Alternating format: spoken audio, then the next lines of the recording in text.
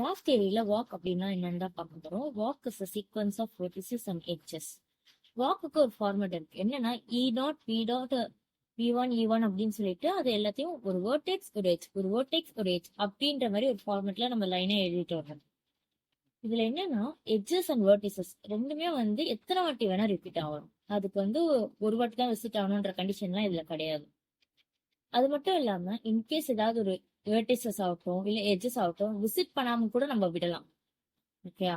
அது விசிட் பண்ணாம விட்டாலும் அது பிரச்சனை கிடையாது. இது எத்தனை எட்ஜஸ் அண்ட் வேர்டிசஸ் விசிட் பண்ணிட்டு போறதுன்றதுதான் வாக்குன்னு சொல்லுவோம். ஓகே, இப்போ வந்து இந்த கிராஃப்ல பார்க்கலாம். இப்போ வந்து V1 E1 V2 இது வந்து நான் விசிட் பண்றதெல்லாம் இங்க எழுதிட்டு வரேன். Okay, V1 E1 V2 E5 V3 E3 V4 E2 V2 இது வந்து நான் விசிட் பண்ணிருக்கேன். இந்த பாத்தை வந்து நான் விசிட் பண்ணிருக்கேன். இப்போ வந்து எனக்கு V2ன்றது ரிப்பீட் ஆயிருக்கு. ஸோ அதெல்லாம் பிரச்சனையே கிடையாது.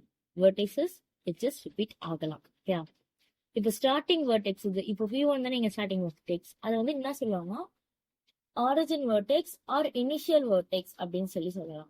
எண்டிங் வெர்டெக்ஸ் வந்து நம்மளுக்கு V2. அது வந்து நம்ம என்ன சொல்லலாம், டெர்மினல் வெர்டெக்ஸ் அப்படின்னு சொல்லிட்டு சொல்லலாம்.